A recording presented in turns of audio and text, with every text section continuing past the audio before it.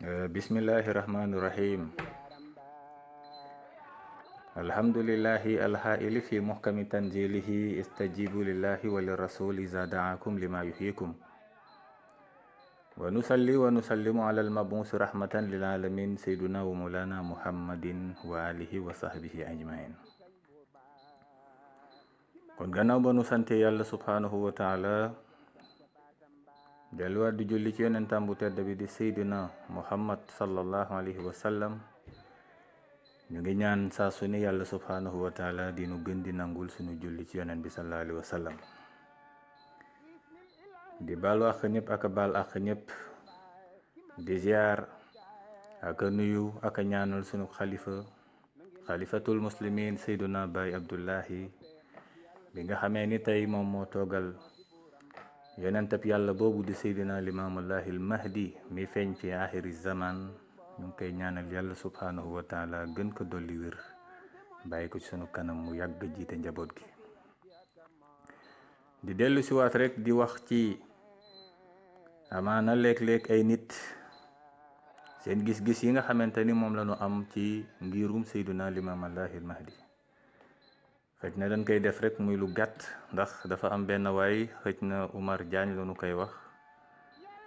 def na ab vidéo am di ci wax amaana doon wax ci wàllu tasawuf waaye laal ci li nga xamante ni moom mooy ngiruk Seydina Limaamallahi Mahdi. xëj na nag mu nga cay wax lu mu xamul waaye damay am fu ma d'accord rek moom ndax mbir mi moom dafa wax ni Baay Laay alayhi salaatu wassalaam moom du Muhammad. nee na moom gëmul loolu la réincarnation ñu koy wax tanasuxul arwaax nee na moom gëmu ko waaye gëm na ni daal ab yonent wala bokk ak nitu yàlla la boo nga xamante ni wala wàllu yàlla la bu yàlla indi daal ci kaw suuf. wax jooju sax dafa àndul ma di ko wax rek ni mbir mi moom lenn la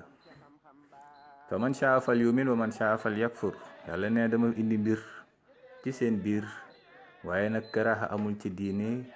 képp ko nga xamante ni sopp na la gëmal bu la neexee aussi nga bañ a weddi nga bañ a gëm nga maanaam nga weddi. donc mu mel ni kon loolu moom kenn du la ci condamné waaye nag condamnation ba nag nañ ko bàyyi ak sunu boroom ma nga xamante ni moom moo ni saa bu ma leen yónnee ab ndawal yàlla mu ñëw ci yéen nee na ngeen ko topp te jëfe la mu leen digal. képp ko nga xamee ni nag toppoo ko yàlla nee na man nga amal affaire. donc mbir moomu du nu ci sori waaye ma di la wax rek ni Baay Laay alayhi salaatu wassalaam ba mu ñëwee moom moo taxaw waxal boppam ni man la yàlla yónni woon ca arab ya man la yàlla delloo siwaat fii ci axiru zaman. moo doon wax naan Muhammad minal bii di xat aswada. ay waay na ngeen xam ne Mamadu ma weexoon day ñuul na tey. Muhammad qui faisait partie des arabes est devenu noir. Muhammadu samsu sumusi xatala fil mahribi. Muhammad ma doon jantee fenkaat na ca saw ba. lii limaamu alayhi salaam moom moo ko waxal boppam. toogunu ba mu neex ni ñu giñ ko waxal ka loo xamante ni waxunu ko. donc loolu fokk àddina sépp xam ko. Baay Laay alayhi salaatu wasalaam moo taxaw ne man la Muhammad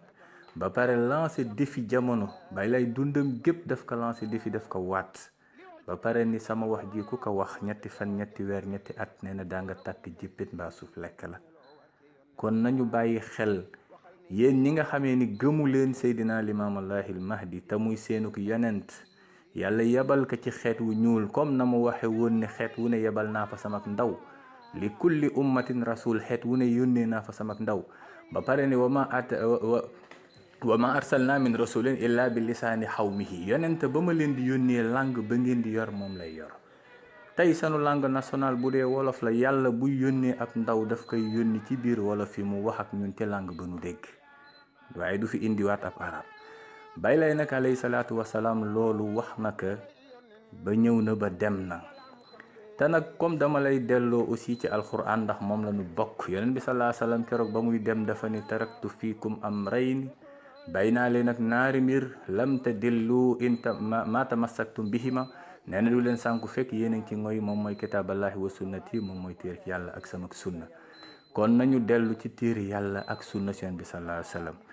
waxoon naa ko jamono ji nga xamante ni amaana maa ngi doon tontu ci ki nga xamante ni mooy imam Ahmad Kanté ak Oumar Sall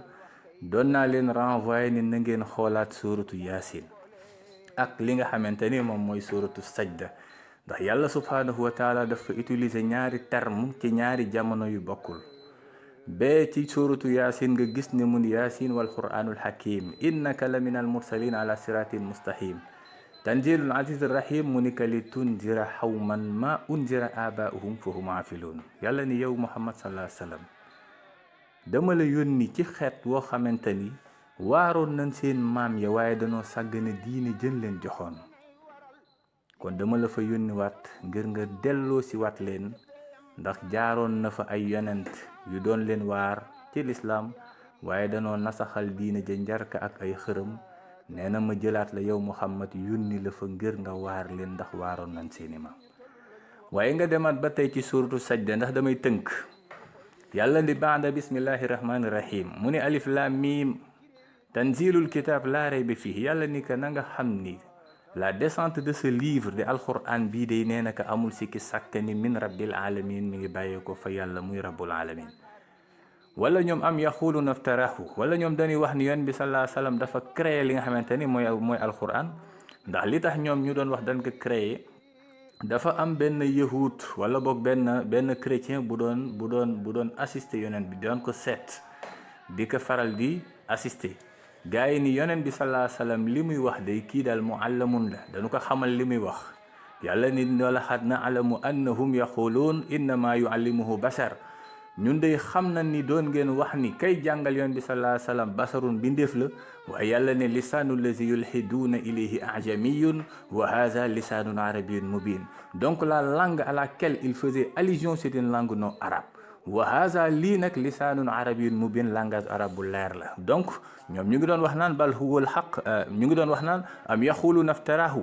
yonent bi sallallahu alayhi wasallam dafa créé dafa forger li nga xamee ni mooy alquran yàlla ni bal huwal haqq min rabbik lii sa borom la bàyyee ko li tunzira ngir nga waar xawman aw xeet ma ataahum min nazirin min xablika ñoo nga xamee ni kenn masu leen waar lu la jiitu yow muhammad laallahum yahtadun amaana dana gën gindeeku kon fan la yonent bi sallallahu alayhi wasallam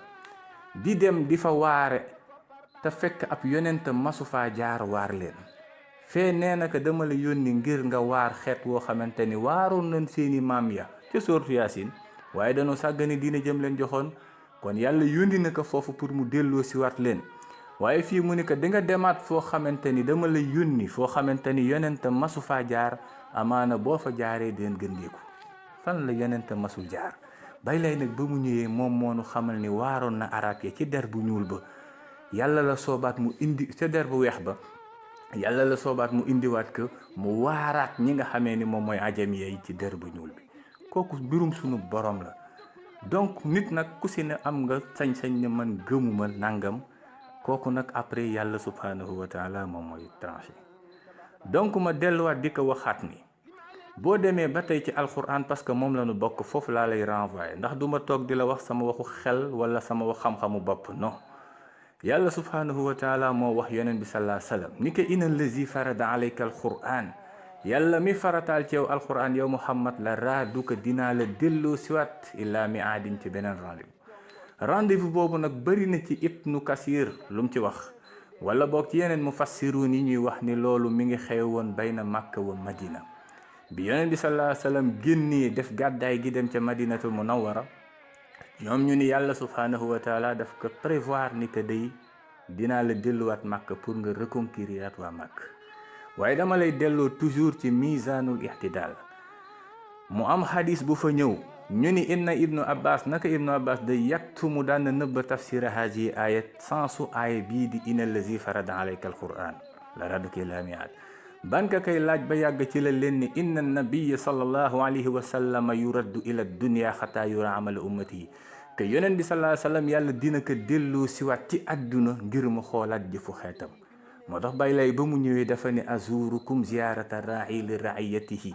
man day dama am taxawaayu sàmm boo xamante ne dama tënkoon sama jur dem tëddi nelaw kon war na ci man bu ma yeewoo ma delluwaat ci jur ga xoolaat leen ndax fa ma leen tënkoon ñu nga fam déet azurukum ziyarata ra'i li ra'iyatihi fa inna raha in awsaxa xanamahu hinda murahiya wa baat wajaba alayhi an yazuraha fi l aadat bu ko defee mu xam wala in xallatil anami am la nee na lii man sama taxawaay bii laa am ci yéen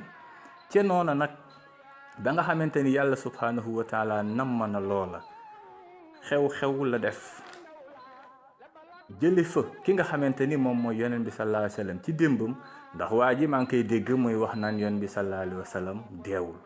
fii képp ku dund di nga mus dee kullu nafsin zaihatil mawt yàlla nee na bépp bakken bu mus dund di nga mus dee yonent bi sallallahu alayhi wa sallam yàlla moo ko jàkkaarloo ak moom ni ko innaka naka yow Muhammad mayitun da ngay dee wa innahum maytun ñi la topp dañuy dee suma innakum yawmal xiyaamati inda rabbikum taxtasimun topp yéen ñëpp ma dajale leen fa seen borom bu ko defee ma rek la seeni mbir donc ñun ñëppay dee taxaw naan yonent bi sallallahu alayhi wa sallam deewul nangam non loolu nag quand il parle de beneen vie boo xamante ni c'est une vie après la mort ak la yàlla defal ñi nga xamante ni ñoom ñooy jihaad ci yoonu yàlla ñooñu loolu leneen la waaye yonent bi sallallahu alayhi wa sallam yàlla tudd na ak faatoom léegi nag gannaaw loola dama lay renvoyer waat toujours ci alquran tersir la ci fi nga xamante ni moom mooy salaatul fatiha bi nga gëm nee nga wax yow taalibe cheikh nga yàlla subhanahu wa taala dafay wax toujours naan yaa ahlal kitab xad jaakum rasuluna yubayinu lakum ala fatratin min ar-rusul naan leen yéen ñi nga xamee ni yéen yéenay les gens des livres na ngeen xam ni sama ndaw li dikkal ne leen gannaaw ba ma tëjee la prophétie ci kan lañu tëje woon la prophétie vous savez réellement que mi ngi ko tëje woon à travers le prophète Muhammad sallallahu alayhi wa sallam ndax yonent bi sallallahu alayhi wa sallam moom mooy xaatimul anbiya yàlla nee na dama interrompre li nga xamante ni moom mooy la prophétie bu ko defee mu ne an taxulu ma jaana min nazirin wala min basirin wala nazir pour que kenn bañ a wax ni ku ñuy waar ak ku ñu doon xuppe day dikkalunu yàlla ni certes faqad jaakum basir wa nazir na ngeen xam ni ndaw li dikkal na leen loolu da nga koy fekk fi nga xamante ni moom mooy salaatul fatiha bi nga yow yaakaar ni moom nga gëm ndax yow gis nga ni salaatul fatiha bu dee gëm nga ko xam ni cheikh maamam feeñu na ko jox ko li nga xamante ni moom mooy salaatul fatiha te yonent bi sallallahu alayhi wa sallam jóge na fi ñëwaat feeñu ki nga xamee ni moom mooy sëtam ba jox ko donc yow sax li ngay wax dafa mel ni xëj na dafa am sa wax daal leerul waaw ndax salaatul fatiha dama ciy delluwaat bu fekkee da nga ni allahuma yow yàlla salli ala saydina muhammad ñu ngi lay ñaan nga julli ci yonent bi sallallahu alayhi wa sallam nga ni mooy kan nga ni il fatihi lima uliha mooy ki nga xamee ni mooy tijji lanu tëjoon ma ni la le prophète muhammad sallallahu alayhi wa sallam yàlla nee na maa kaana muhammadin aba ahadin min rijalikum walakinna rasulallahi wa xaatama nabiyin yonent bi sallallahu alayhi wa sallam nekkul di bàyyi kenn ci yéen waaye moom mooy yonentab yàlla bi te moom mooy tëj la prophétie yow nga ni allahuma yow yàlla salli na nga julli ala sayidina muhammad yonent bi sallallahu alayhi wa sallam mi nga xamee ni il fatihi moom mooy tijji lima uxliha lanu tëjoon kan moo am sañ-sañu tijjiwaat la yonent bi sallallahu alayhi wa sallam tëjoon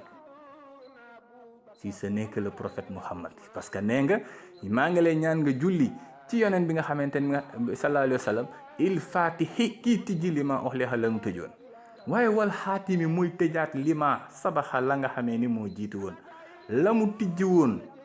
tëj ko yonent bi sallallahu alayhi wa sallam moo koy tijjiwaat ba pare tëjaat ko donc cela montre que le prophète a deux missions sur terre donc loolu foog ngeen bàyyi ko xel il fatihi lima uxliq wal xaatimi lima sabaxa ba pare nga ni naasiril xaqi bil xaqi dimbali dëgg ci kaw dëgg c'est quoi l'islam dafa am problème moo tax bàyyi lay ni dama leen tënkoon fenn da war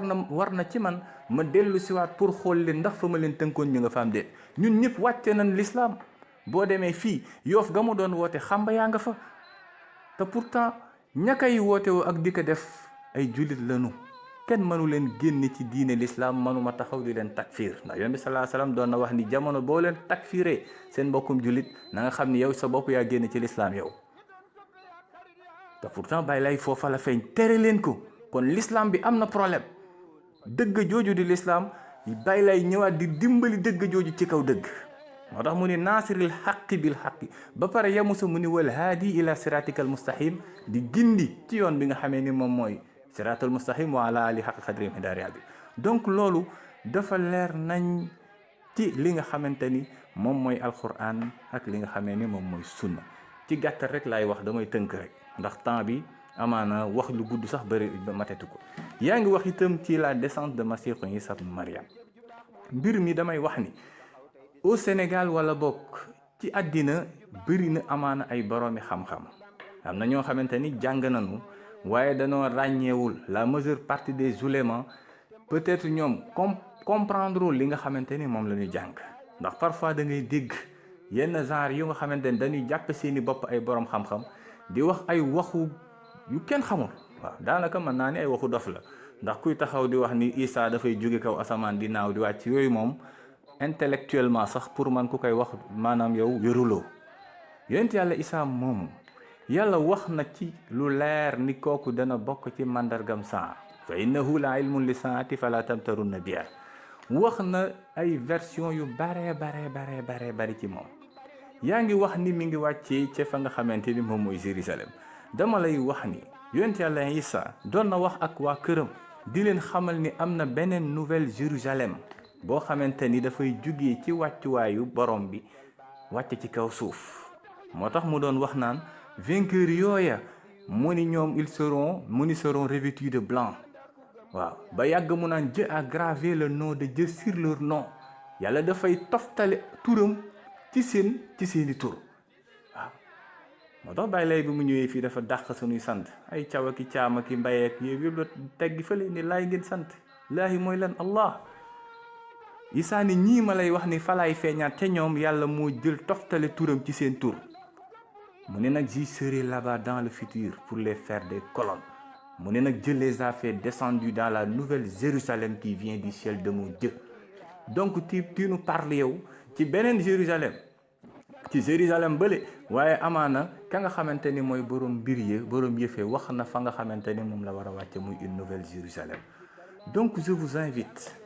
en tant que nee nga borom xam-xam nga rechercher nouvelle Jérusalem boobu nga xamante ni yonent yàlla Isaa doon na ko wax waa këram ni foofu lay wàcc. donc y a tant de questions, y a tant de li nga xamante ni mooy interrogation yoo nga xamante ni war ngeen ko def. ma lay waxaat ne nag ni dafa am da nga défier da nga wax ju rëy ndax nee nga yow gëmuloo ko, yàlla indil la sax ndaw nga ni gëmuloo ko. d'accord, loolu sa problème la lay wax. waaw gëm nga gëmuloo kooku sa problème la, yàlla nag après moom mooy tranché. waaye bis boo duggee ci bàmmeel yow ak képp ku mu mën a doon, yàlla subhanahu wa taala yéen bi doon na wax ni bu malaaka yi ñëwee di munkir ak nakir, nee na am na góor gu fa ne de. parce que yàlla nee na képp ku ne ci yéen dinaa leen taxawal njiit la nga xamante ni moom laa leen boole loon. waaye góor googu malaaka yi bu nu ñëwee den la ni hé Cheikh Oumar, nga ni naam, ñu ni la ataalamu haza rajul, ndax xam nga waa ji. waaw ndax xam nga waa ji. nee loolu lañ lay laaj. ndax bàyyi lay alayhi salaam gis nga alxuraan na mu waxe fala nasalanna allazina ursila ilayhim wala nasalanna al mursalin. yàlla nee na dinaa taxawal ndaw ya ma yónni woon ci yéen, laaj leen naka ngeen defoon ak risaala ga ma leen joxoon ngeen transmettre ko. waaye dina taxawal ña nga xamee ni ñoom lañu yónni woon ay ndaw, laaj leen naka ngeen dundi woon risaala gi ma joxoon samay ndaw ci yéen. lii la yonent bi sallallahu alayhi wa sallam jàngale. donc yow vous avez intérêt nga dellu xam ka nga xamante ni moom la yow yàlla yónni ci yéen. bay lay bi mu ñëwee nee na man la yàlla yónni ci xeet wu ñuul ci axiru zaman, nekk limaamul mahdi, doon le prophète Muhammad sallallahu alayhi wa sallam mi nga xamee ni moom moo nekkoon ca arab ya, yàlla delloo si waat ko ci àddina. te loolu scientifiquement tubaab bi sax ñu ngi ko commencé prouver li nga xamante ni moom mooy tanaasuxul arwaax. maa ngi seetaan benn vidéo ndeysaan, tubaab bi di wax ni moom xale la boobu sax, xale bu ndaw la, di nettali ay fee yoo xamante ni fee yu amoon la ca maanaam ci lu yàgg te xale la. ba mu jaaxal waajur yi di laaj kii fan la xamee lii, ca la leen di wax ni moom sax tey jii nit ku weex la waaye démb nit ku ñuul la woon. il faisait partie de l'armée américaine. ba leen di wax sax ni bu am na bis seen avion dafa écrasé ci géej gi, foofa la deewe. ba wax waajur yi ni leen bu leen neexee sax mën naa leen yóbbu ba fa nga xamante ni foofu la avion ba écrasé woon fa laa faatu woon ba mu leen fa yóbboo gis ba nu gëstoo gëstu yi ñu gis ni loolu ñuy wax ay feer yu am la fee réel la te pourtant xale baa ngi dundaat ak tant de trucs yoo nga xamante ni feeñ na foofu. donc ci gàttal dama lay wax rek ni yàlla dafa am sax lu mu wax te yéen ñëpp yéen a ngi koy wax saa su ne bu ngeen di julli ci àjjuma yéen a ngi koy moom ngeen di daanele moom mooy inna allaha naka yàlla ya'muru bil adli wal ihsan yàlla nee na dama leen a digal ngeen rafetal ba pare ngeen nekk ñoo nga xamee ne da ngeen maanu mbir boo ca xamul da nga cay maanu ba pare laaj fasalu ahla zikri in kuntum la taalamun yàlla doon na wax ni na ngeen laaj ñi xam bu fekkente ni yéen day xamu leen ba yàgg mu ne même sax bu fekkee ab faasix daf leen dikkal in jaakum faasixun bi nabayin nee na fa tabayyanu an tusibu xawman bi jahala fa tusbixu ala ma faaltum nadimin nee na bu fekkente ni sax information dikkal na leen jóge ci faasix yàlla nee def leen ay investigation moo gën ngeen di ŋàññ aw nit wala aw xeet ba mujj doon nag faf di rëccu la ngeen ko doon ŋàññe fekk day moom moo nekkoon ci dëgg donc loolu moom moo am solo je vous invite toujours yow Cheikh Oumar ak ku mel ni yow nga delluwaat jàngataat mbirum Seydina Limaamu ndax kuréel bii yow boo temee ba taxaw naan gëm naa ni ab wàllu yàlla la rek bu feeñ ci nangam non c'est pas vrai kon gëmoo loolu parce que da nga njëkk a taxaw ni gëmuma ni moom mooy le prophète Muhammad sallallahu alayhi wa sallam te bàyyi lay moom moo waxal boppam ni man la woon démb mën a tey loolu mu may wax rek nag yàlla moo ko def kenn mënu ci dara innal fadla bi yadillahi yutihi man yasha wallahu zul fadlil asim kon allahumma salli wa sallim wa barik wa karrim ala sayyidina mawlana muhammadin wa alihi wa sahbihi wa dahina bi da'watihi ila yawmi din wasalaamu alaykum wa rahmatullahi taala wa barakatuhu bismillahi rahmani rahim